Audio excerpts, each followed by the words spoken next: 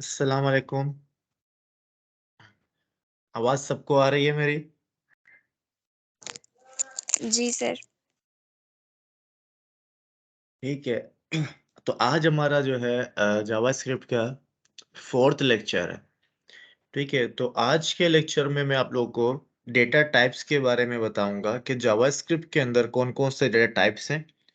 और अगर हमें डेटा टाइप्स देखना हो किसी भी वेरिएबल का कि इसका कौन सा डेटा टाइप है, तो हम किस तरह से देखेंगे। ठीक है, तो सबसे पहले डेटा टाइप्स जो हैं किसी भी प्रोग्रामिंग लैंग्वेज के अंदर मोस्ट इम्पॉर्टेंट पार्ट्स होते हैं। अक्सर स्टूडेंट्स के साथ ये मिस्टेक्स हो रहा होता है कि उनको डेटा टाइप्स और सेकंड जो है ना ऑपरेटर्स जो है बेसिक, उनके बारे में कुछ ना खास नॉलेज नहीं होता।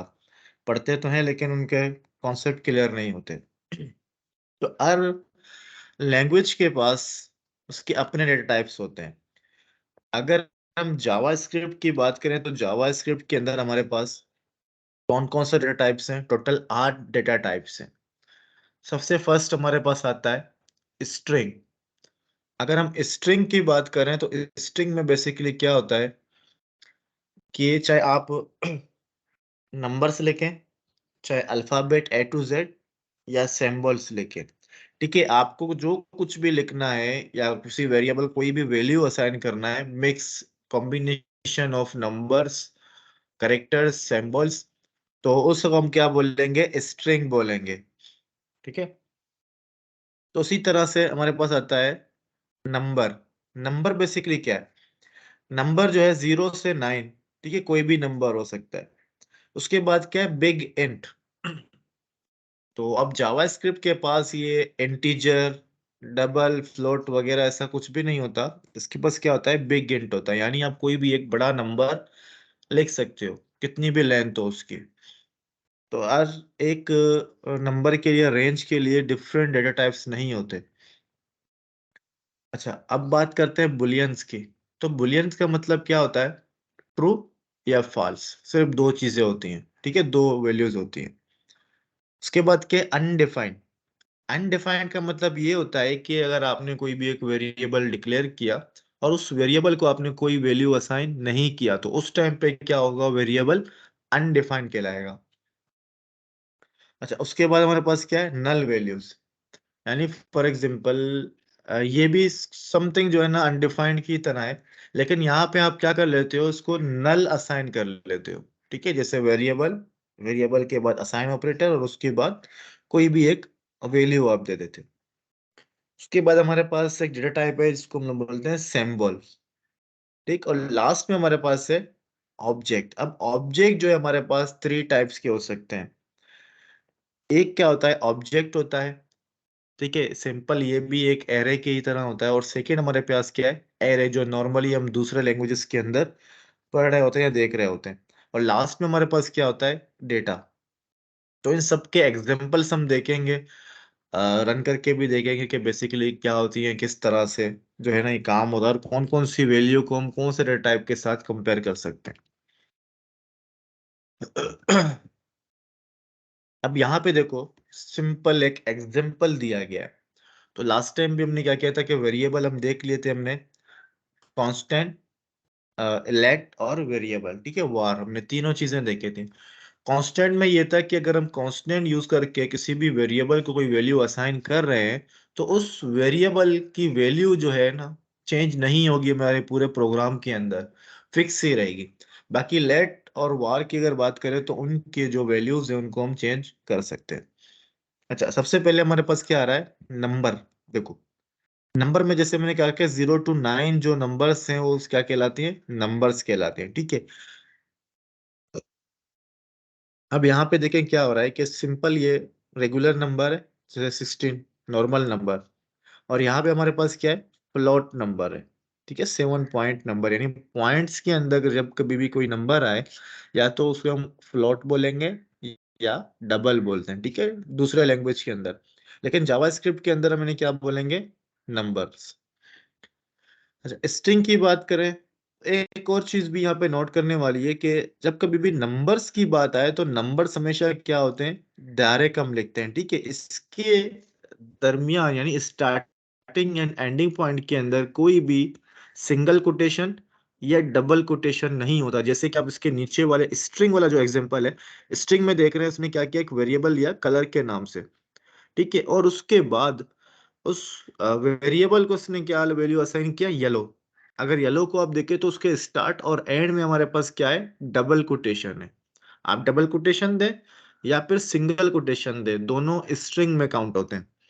और इन दोनों डबल कोटेशन के अंदर आप नंबर्स भी लिख सकते हैं, आप जो है ना अल्फाबेट्स भी लिख सकते हो, ठीक है, और आप बहुत सारी चीजें लिख सकते हो, सिंबल्स भी लिख सकते हो, जो भी आपकी कीबोर्ड के अंदर करेक्टर्स हैं, तमाम के तमाम करेक्टर्स आप स्ट्रिंग्स के अंदर लिख सकते हो। अगेन स्ट्रिंग हम किसको बोलते हैं कि डबल कोटेशन के अंदर कोई भी चीज लिखा होगा उसको हम क्या बोलेंगे, स्ट्रिंग बोलेंगे। अच्छा, उसके बाद हमारे पास है बुलियन डेटा टाइप, ठीक है। अगर हम बुलियन डेटा टाइप की बात करें तो बुलियन डेटा टाइप के अंदर हमारे पास यहाँ पे देखें कि हमने कहा था कि या तो ट्रू होगा या फॉल्स हो सकता है, और इसके अलावा और कोई भी वैल्यू नहीं होगी इस डेटा टाइप के अंदर। अच्छा, उसके बाद हमारे पास क्या है, ऑब्जेक्ट। अगर ऑब्जेक्ट को देखो, ऑब्जेक्ट में क्या हम लोग की और वैल्यू, ठीक है, ये देखो हमारे पास की है, उसके बाद कॉलन, और उसके बाद डबल कोटेशन के अंदर क्या आ गई, इसकी वैल्यू आ गई, ठीक है। तो ये क्या है, स्ट्रिंग है, और ये भी एक स्ट्रिंग हमने डेटा टाइप जो है ना असाइन किया है इसको। तो इस तरह का अगर कुछ भी आपको दिखे तो उसको हम क्या बोलेंगे, ऑब्जेक्ट बोलेंगे। बाकी एरे की अगर बात करें तो एरे हमारे पास नॉर्मली जो है ना इस तरह से होता है, दूसरे जितने भी लैंग्वेजेस हैं उन तमाम लैंग्वेजेस के अंदर भी हम इस तरह से जो है एरे को इनिशियलाइज करते हैं। तो नीचे और एग्जांपल स्टेप बाय स्टेप में सबके। उसके बाद हमारे पास क्या आता है, data object, sorry date object, sorry. तो डेट ऑब्जेक्ट में क्या है कि इसमें देखो यहाँ पे हमारे पास अगर हमें कोई भी डेट वगैरह देना हो तो इस तरह से डेट का एक फंक्शन हमें देता है जावा स्क्रिप्ट। इस फंक्शन को यूज करके हम क्या कर सकते हैं, डेट यहाँ पे जो है ना असाइन कर सकते हैं। तो नीचे इसके एग्जांपल्स हैं उनको हम देखेंगे। अच्छा, एक नोट बता रहा है कि जावा स्क्रिप्ट जो है किसी भी टाइप के डेटा को स्टोर कर सकते हैं, ठीक है, जावा स्क्रिप्ट वेरिएबल्स। अब यहाँ बता रहे हैं कि कॉन्सेप्ट क्या है बेसिकली डेटा टाइप्स का। इस प्रोग्रामिंग लैंग्वेजेस के अंदर डेटा टाइप्स क्या है, एक इम्पोर्टेंट कॉन्सेप्ट है, ठीक है। अगर हमें किसी भी वेरिएबल्स को ऑपरेट करना है तो उसके लिए हमें डेटा टाइप्स आनी चाहिए और डेटा टाइप्स के अंदर कॉन्सेप्ट क्लियर होना चाहिए। अब चलते हैं, जरा एग्जांपल्स की तरफ आते हैं ताकि सेट्स क्लियर हो। अब ये कुछ चीजें हैं देखो। अब यहाँ पे एक चीज आप देखें कि let x is equal to 16 plus, अगर मैं एक मिनट, मैं ऐसा करता हूँ कि एक फाइल बनाता हूँ जावा स्क्रिप्ट की, ठीक है। तो मैंने शायद यहाँ पे कोई एक फोल्डर भी था जेएस के नाम से।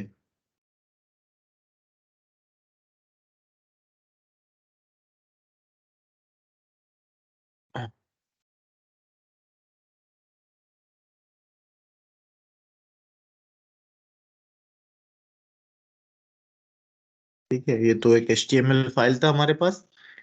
तो यहाँ पे हम नोट करते हैं, तो वेरिएबल्स वगैरह तो हमने देख ली थी कि किस तरह से होती हैं।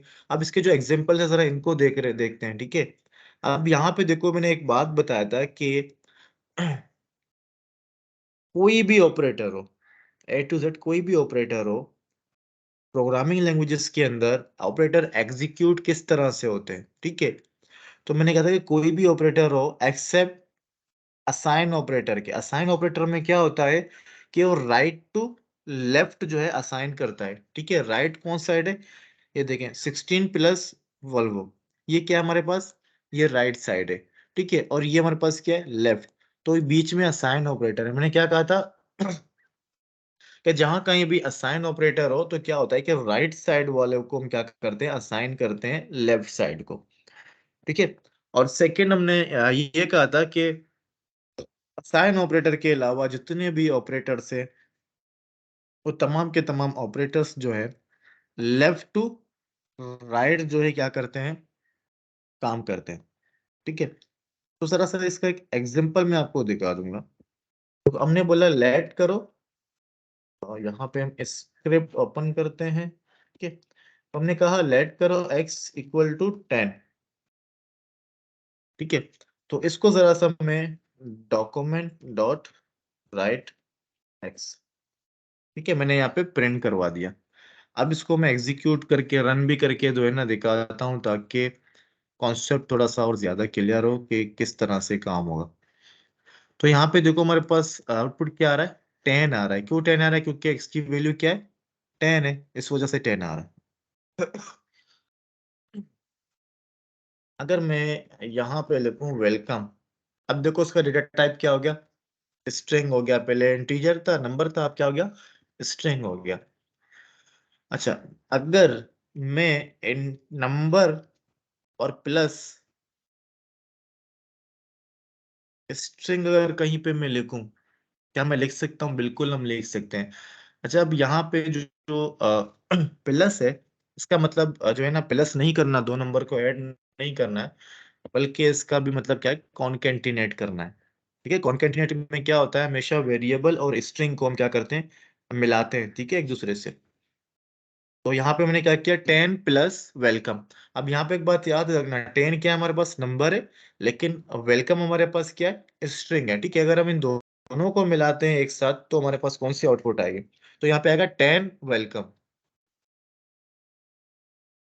क्योंकि सिर्फ एक नंबर है, अगर दो नंबर होते तो ये क्या हो जाता, दोनों के दरमियान एडिशन हो जाती। ठीक है, और स्ट्रिंग और नंबर में के दरमियान कभी भी एडिशन नहीं हो सकती, इस वजह से ये क्या हो गया, दोनों ऐड तो हो गए, लेकिन कैलकुलेशन जो है नहीं हुई। अगर मैं इस तरह से करूं, उनकी पोजीशन चेंज करके, तब क्या हो रहा है, वेलकम 10 आ रहा है। ठीक है, यानी हमने जिस डायरेक्शन में लिखा, तो उसमें क्या हुआ कि सेम आ गया। हमेशा मैंने कहा था कि लेफ्ट टू राइट काम होता है, राइट टू लेफ्ट काम नहीं होता। ठीक है, अच्छा, अब मैं क्या करता हूँ कि दो नंबर लेता हूँ, फॉर एग्जाम्पल 10 प्लस 20 प्लस।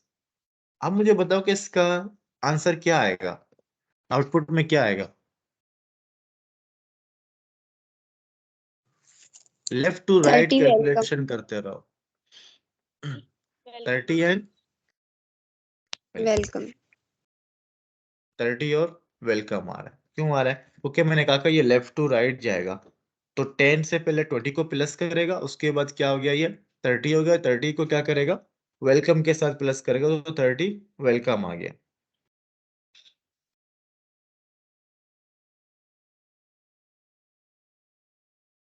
ठीक है, तो यहाँ पे भी देखो, इस सेम एग्जांपल्स को जो है ना प्रिंट करवा रहा है। तो सेम एग्जांपल था, 16 प्लस 4 20 और वॉल्वो आ गए। ठीक है।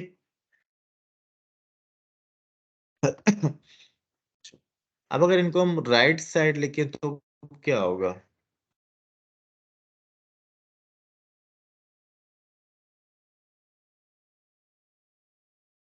अब क्या रिजल्ट आएगा?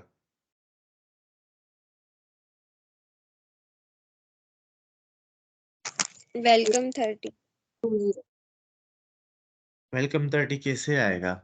देखो, लेफ्ट टू राइट जाना है, सबसे पहले हमारे पास क्या हो रहा है, वेलकम, फिर उसके बाद क्या है, 10 है। ये दोनों प्लस हो जाएंगे तो क्या हो जाएगा, वेलकम 10, यानी स्ट्रिंग में कन्वर्ट हो गया। वेलकम 10 स्ट्रिंग हो गया, उसके बाद क्या है हमारे पास, प्लस 20 कर रहा है। तो प्लस स्ट्रिंग और नंबर दोनों प्लस नहीं हो सकते। तो यहाँ आउटपुट आप इसका देखो क्या आ रहा है, वेलकम 10, जैसे मैंने कहा कि लेफ्ट टू राइट चलेगा, पहले आया वेलकम, उसके बाद उसके अंदर जो है ना एडिशन हुआ 10। जब वेलकम और 10 को हमने प्लस किया, तो क्या बना, वेलकम 10, और उसके बाद अलग प्लस 20, यानी वेलकम 10 जो है वो स्ट्रिंग बन चुका है। ठीक है, अगर मैं कोड को सामने रखूं, सबसे पहले क्या, स्ट्रिंग, जब इन दोनों को हमने प्लस किया, तो क्या रिजल्ट आया, वेलकम 10। ठीक है, फिर उसके बाद हम वेलकम 10 स्ट्रिंग बन गया। ठीक है, जब इस स्ट्रिंग को हमने 20 से प्लस किया, तो क्या आ गया, वेलकम 10 20 आ गया, इस वजह से एडिशन नहीं हुआ। इसलिए बोलते हैं कि अगर आप पोजीशन भी चेंज करते हो नंबर्स या स्ट्रिंग्स की, तो उसमें आंसर डिफरेंट आता है। हमेशा लेफ्ट टू राइट चलना है, सिर्फ असाइन ऑपरेटर में क्या करना है, राइट टू लेफ्ट चलना है आपको। तो प्रोग्रामिंग के अंदर ये कॉन्सेप्ट जो है ना क्लियर कर देना।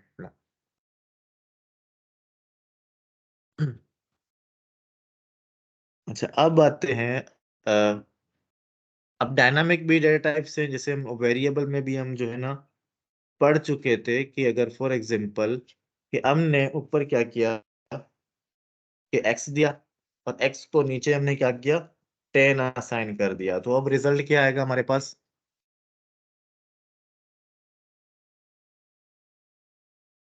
कौन बताएगा रिजल्ट क्या आ सकता है?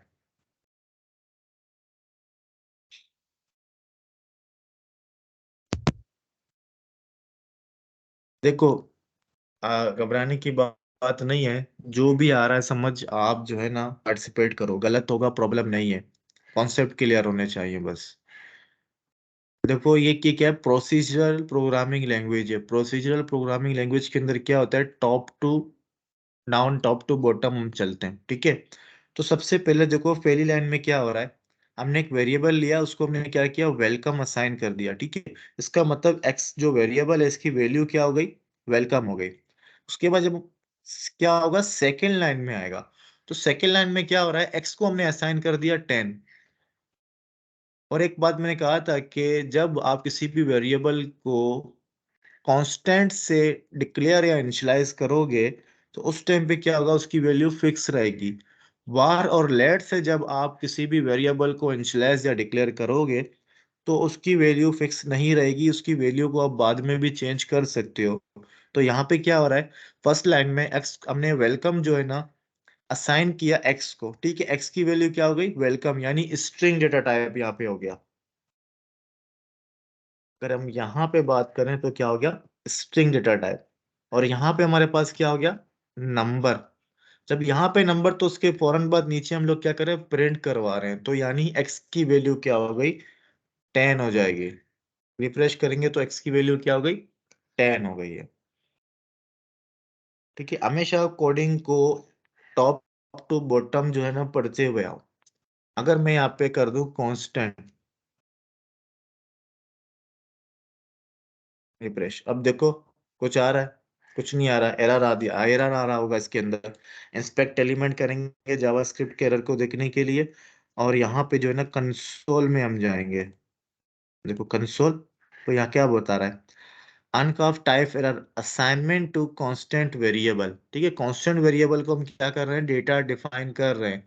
अगर मैं यहाँ से इसको कमेंट कर देता हूँ, ठीक है, कमेंट करने के बाद जब मैं रिफ्रेश करूंगा तो यहाँ पे देखो वेलकम आ गया और एरर भी खत्म हो गया हमारा। क्यों खत्म हुआ, क्योंकि कांस्टेंट है, और कांस्टेंट को हम क्या कर रहे हैं, प्रिंट करवा रहे हैं, उसकी वैल्यू को हम चेंज नहीं कर रहे हैं।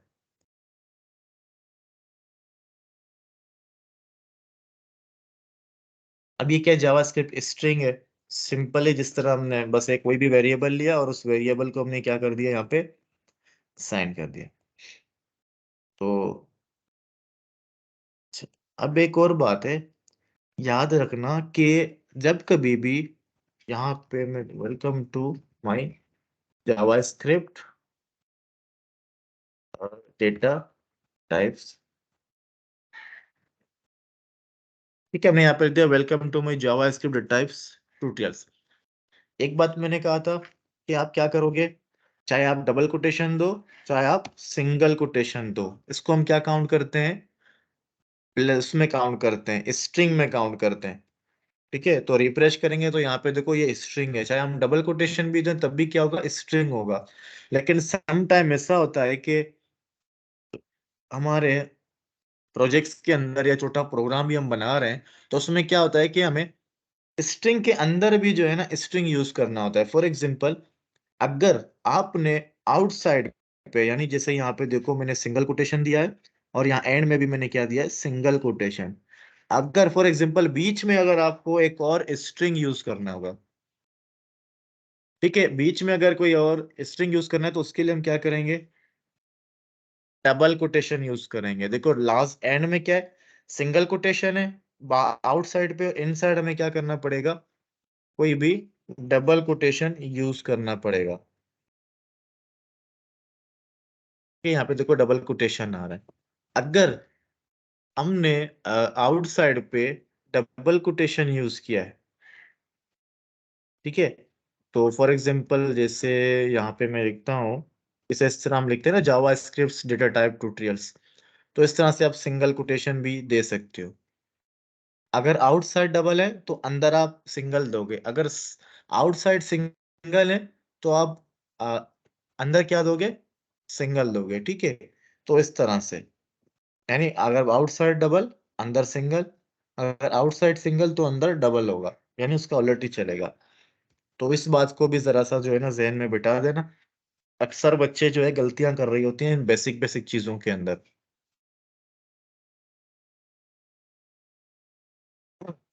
तो नंबर्स पता है कि इनको हम जो है ना, ये क्या है, डेसिमल नंबर, और ये विदाउट डेसिमल नंबर्स हैं। ठीक है। पॉइंट वाले हमेशा डेसिमल कहलाते हैं, और विदाउट पॉइंट जो है वो डेसिमल नंबर कहलाते हैं। ठीक है। अब इसमें क्या है हमारे पास, कि लार्ज, एक्स्ट्रा और स्मॉल नंबर्स अगर आपको लिखना हो तो इस तरह से भी आप लिख सकते हो। ठीक है। जिसको हम लोग जो है ना हेक्साडेसिमल नंबर भी बोलते हैं। जैसे 0 to F नंबर जो होते हैं हमारे पास। अब यहाँ पे एक नोट करने वाली चीज बता रहे हैं कि most programming languages have many number types, all numbers integers.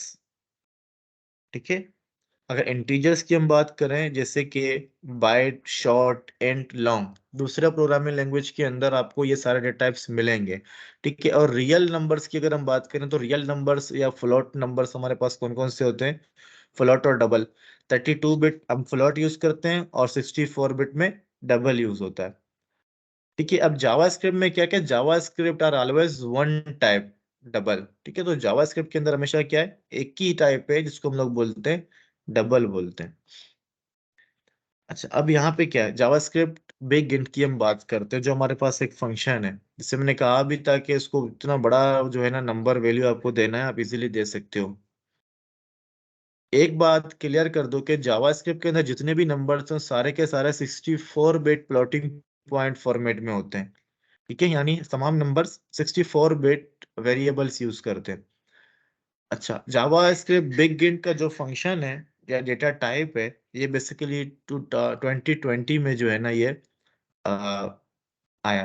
और उसके बाद क्या, that can be use to store integer values that are too big to be represented by a normal JavaScript number. ठीक है। बिग इंट हम इस वक्त हम यूज करते हैं जैसे कि नंबर बहुत ही कुछ बड़ा हो, और दूसरे जितने भी डेटा टाइप्स है वो इस नंबर को सपोर्ट ना करें, तो उस वक्त हम लोग क्या करेंगे, बिग इंट का जो फंक्शन है उसको हम यूज करेंगे। उसके बाद हमारे पास आता है बुलियन। बुलियन ट्रू और फॉल्स यूज करते हैं यहाँ पे, जैसे कि एग्जांपल है, इसने क्या किया, एक्स की वैल्यू 5 हो गई, वाई की वैल्यू 5 और जेड की वैल्यू 6। अगर एक्स को हम इक्वल करें, कंडीशन लगाएं कि एक्स इक्वल है वाई के, तो जाहिर सी बात है हमें क्या return करेगा, ट्रू रिटर्न करेगा। ठीक है। अगर हम एक्स इक्वल टू जेड करें तो क्या होगा, रिटर्न फॉल्स। ठीक है। तो ये हम लास्ट टाइम भी शायद कर चुके थे बुलियंस, ये हमने ऑपरेटर्स वगैरह देखे थे। एरेस की अगर हम बात करें तो क्या होता है, x my array equal to. ठीक है। इक्वल टू के बाद अब देखो क्या होता है कि इस तरह का जो है ना, जो एरे वाला वेरिएबल है यहाँ पे, जो वेरिएबल ने ब्रैकेट्स हैं, तो यहाँ पे आप यूज कर सकते हो। ठीक है। नॉर्मली क्या हो रहा होता था कि हम लोग यहाँ पे जो है ना असाइन करते थे एरे के नेम के साथ दूसरे प्रोग्रामिंग लैंग्वेज के अंदर, लेकिन यहाँ पे क्या होता है कि आप उसके सामने यहाँ पे अप्लाई करते हो। जिससे मैंने लिखा यहाँ पे 1 2 3 4 5। ठीक है। तो हमने क्या किया, सिंपली एक एरे बनाया और उस एरे के अंदर 5 जो है ना वैल्यूज इंसर्ट कर दिए। लेकिन एरे के लिए एक बात जहन में जरूर बिठाना कि एरे बेसिकली जो है ना किस तरह से हम लोग जो है ना यूज करते हैं या उसकी वैल्यूज को कॉल करते हैं। अब देखो, एक एरे हमने बनाया और उस एरे के अंदर हमने क्या लिए, 5 वैल्यूज लिख लिए हैं, जिसमें था 1 2 3 4 5। अब अगर मुझे कॉल करना है एरेस को, यानी एरे से कोई भी एक वैल्यू प्रिंट करवानी है, तो हम किस तरह से प्रिंट करवाते हैं। फॉर एग्जांपल, एरे की अगर हम बात करें तो एरे बेसिकली इसका एक होता है इंडेक्स नंबर, और एक होता है वैल्यू। तो वैल्यूज हमारे सामने जिसको हम लोग बोल रहे हैं 1 2 3 4 5, ये सारे के सारे क्या एरे की वैल्यूज है। अगर इंडेक्स नंबर की हम बात करें तो इंडेक्स नंबर बेसिकली होती क्या है? इंडेक्स नंबर ये होता है कि फॉर एग्जांपल अगर ये जिसका पोजीशन, सॉरी अगर नहीं, इसका ये पोजीशन है 1 2 3 4 5, इनकी पोजीशंस क्या है एरे के अंदर? अगर हम नॉर्मली जनरली आम इंसान अगर देखे तो यही कहेगा कि इसकी पोजीशन क्या है, 1 नंबर पे, ये सेकंड नंबर पे, ये थर्ड नंबर पे, ठीक है, ये 4 नंबर पे और ये 5 नंबर पे। लेकिन इंडेक्स में बिल्कुल भी ऐसा नहीं है। इंडेक्स हमारा हमेशा क्या होता है, 0 से स्टार्ट होता है। 0 1 2 3 4। अगर हम इसकी लेंथ की बात करें तो लेंथ तो इसकी 5 है, लेकिन इसकी इंडेक्स की लेंथ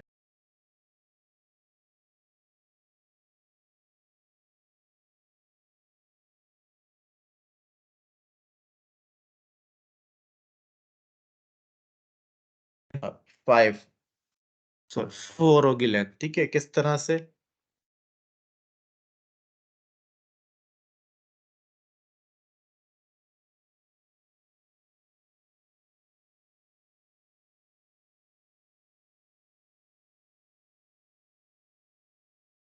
ठीक है, अब लेंथ की बात करते हैं, ठीक है, तो उसको प्रिंट करके मैं दिखाता हूँ, थोड़ा सा और क्लियर होगा।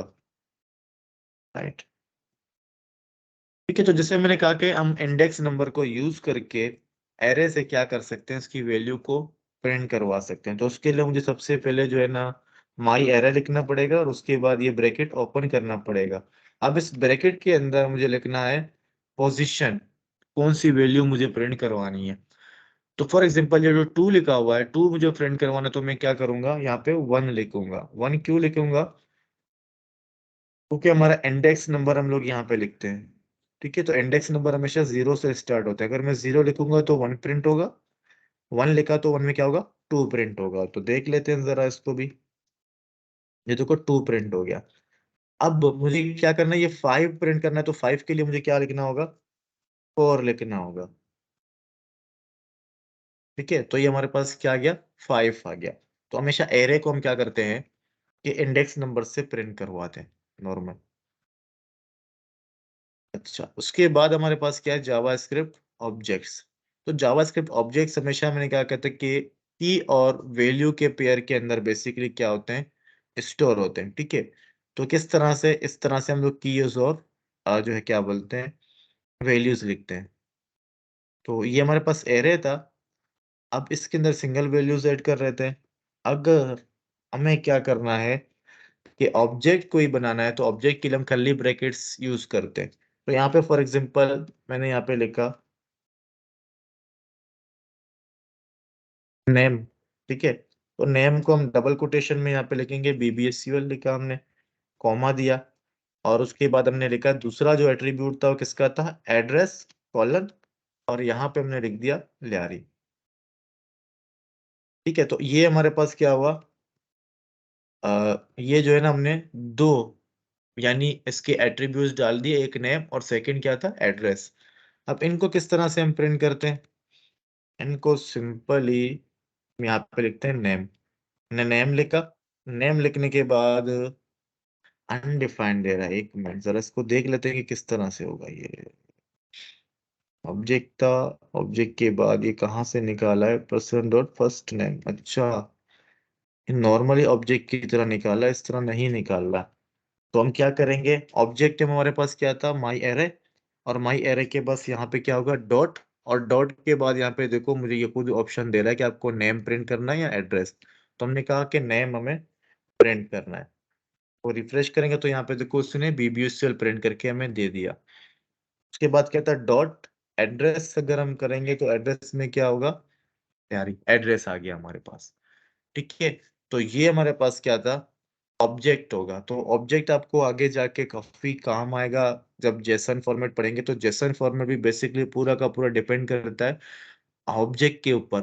पूरे के पूरा ऑब्जेक्ट की तरह जो है ना उसके पास मल्टीपल ऑब्जेक्ट का भी एक वेरिएबल होता है, यानी ऑब्जेक्ट के अंदर और भी ऑब्जेक्ट हम ले सकते हैं उसके अंदर। तो जो बाद में पढ़ेंगे तो ज्यादा क्लियर होगा, अभी जस्ट ये बेसिक बेसिक चीजें जो है ना बता रहा हूँ। अच्छा, अब इसमें कहते हैं the type of operator. Type of operator basically किस लिए काम आता है हमारे पास, कि किसी भी वैल्यू को टाइप हमें मालूम करना हो तो हम क्या करते हैं, टाइप ऑफ यूज करते हैं। ठीक, तो यहाँ पे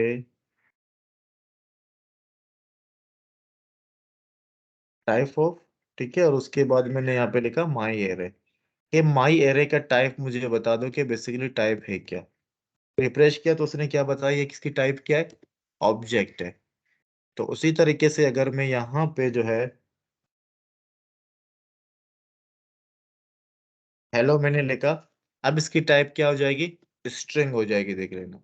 स्ट्रिंग हो गई, क्यों स्ट्रिंग हुई, क्योंकि ये डबल कोटेशन के अंदर है। अगर अब हम यहाँ पे लिखेंगे 256, तो 256 लिखने के बाद रिफ्रेश किया तो यहाँ पे क्या बताया, नंबर।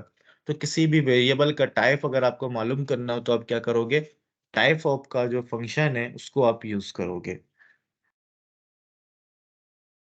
ठीक है, यहाँ पे कोई आपको प्रॉब्लम आ रही है, कुछ क्वेश्चन पूछना है डेटा टाइप्स के हवाले से तो आप लोग पूछ सकते हो। ठीक है, तो अनडिफाइंड जरा सा देख लो कि क्या है।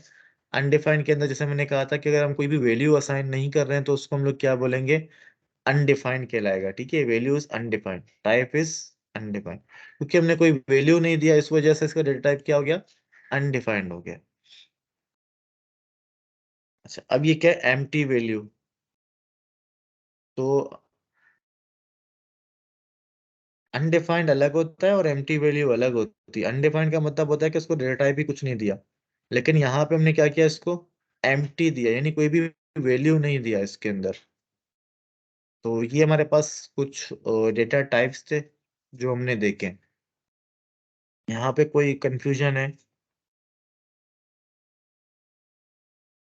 कोई क्वेश्चन सर कुछ पूछना है। ऑब्जेक्ट एक दफा रिपीट कर दे। ऑब्जेक्ट, ठीक है। ऑब्जेक्ट पहले, सबसे पहले कि हम बनाते हैं किस तरह से, ठीक है। ऑब्जेक्ट्स के अंदर हम की और वैल्यूज के पेयर में डेटा को स्टोर करते हैं। अब कीज क्या होती हैं, देखो सबसे पहले हमेशा हमारे पास की आते हैं, जैसे हमने बोला नेम, उसके बाद कॉलन देते हैं। अब कॉलन के बाद हमने जो है ना यहाँ पे बता दिया कि पीबीएससीएल। उसके बाद अगर सेकंड एट्रीब्यूट, जैसे डेटाबेस के अंदर एट्रीब्यूट्स जैसे हम, वही कॉन्सेप्ट है यहाँ पे। हमने लिखा नेम, नेम क्या एट्रीब्यूट, और उसके बाद पीबीएससीएल क्या है, उसकी वैल्यू है। यानी की वैल्यू भी बोल सकते हो आप, एट्रीब्यूट भी बोल सकते हो, कोमा। और उसके बाद हमने क्या लिखा, इसका एड्रेस। ठीक है, हम अपनी मर्जी से जो है ना की बना रहे हैं और उसको वैल्यू असाइन कर रहे हैं, लियारी। और उसके बाद हमने लिखा एज, एज में हमने जो है ना 20 लिख दिया। अब देखो नंबर था इस वजह से मैंने यहाँ पे इंटीजर नहीं दिया, तो ये हमने क्या बनाया, एक ऑब्जेक्ट बना दिया। अब ऑब्जेक्ट्स के अंदर से डेटा को किस तरह से हम लोग रीड करवा सकते हैं, डेटा रीड करने के लिए हमें क्या करना पड़ेगा, सबसे पहले ऑब्जेक्ट का नाम लिखना पड़ेगा और उसके बाद डॉट, जैसे हम जावा के अंदर करते थे। किसी भी क्लास का एक ऑब्जेक्ट बनाते थे, फिर उस ऑब्जेक्ट के जरिए उस क्लास के अंदर जितनी भी प्रॉपर्टीज यानी कि वेरिएबल या मेथड्स को हम कॉल करवाते थे। तो यहाँ पे भी हमने क्या किया, ऑब्जेक्ट नेम लिखा। ऑब्जेक्ट के अंदर से मुझे क्या करना है, एज प्रिंट करवाना है, तो मैं क्या करूंगा, एज लिखूंगा। एज लिखने के बाद यहाँ रिफ्रेश करेंगे तो यहाँ पे देखो एज हमारे पास प्रिंट होके आ गई है। ठीक है, 20 एज। तो इसी तरह से अगर कोई और एट्रीब्यूट भी आपको चाहिए तो आप क्या करोगे, नेम। ठीक है, तो ये हमारे पास नेम आ गया। तो ये था हमारे पास ऑब्जेक्ट। ठीक है, कोई और क्वेश्चन वगैरह किसी को पूछना है, कुछ समझ में नहीं आया हो तो आप क्वेश्चन पूछ सकते हो। No sir. ठीक है, फिर इसकी प्रैक्टिस जो है आप लोग करना, ताकि तो और क्लियर हो जाए।